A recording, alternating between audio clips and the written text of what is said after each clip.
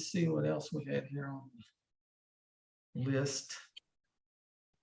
Oh, there was one that had commented about her child that was young. It was 28, had some psychological issues, mental Yep. problems. Yeah. That was trying to get approved, and I think they were wanting to know what are the odds with those conditions. Right. Right. Yeah, I saw that as well. So the younger you are for Social Security disability, the more difficult it is. So that's one thing to consider. There is going to be a positive outcome to this statement.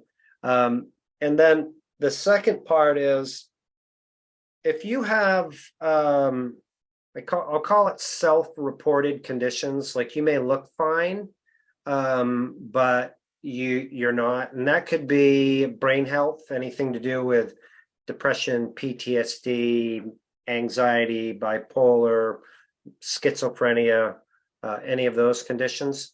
So those are increase the degree of complexity, but it can definitely be done. I actually did see that that comment that was related to the cup, I believe, right? Yes. There you go. Okay, right here. So this is on our YouTube channel. We have, I think there's 70, we keep around 70 success stories. And this one right here is a good one that I'm going to respond to that that post with, but I'll just hit you with the highlights. Some of the key things that will help is if there's been hospitalization, and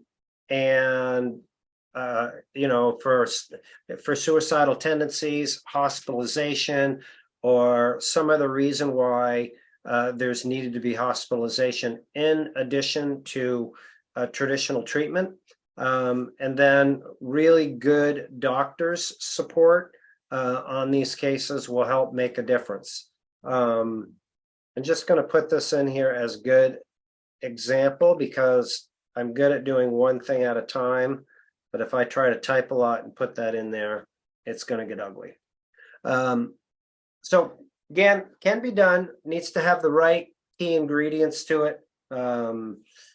Treatment, well-documented situations, etc. So, and Kayla's not the only one. We had just last month, we don't have a success story yet. We had a 29-year-old veteran that was 100% disabled. He'd been through the system one other time, didn't make it, didn't get approved, but was and had some of those key components. So if somebody's out there and they're super young, and they just can't work, then, you know, it's a possibility. One other thing I'll say to this, Philip, is this.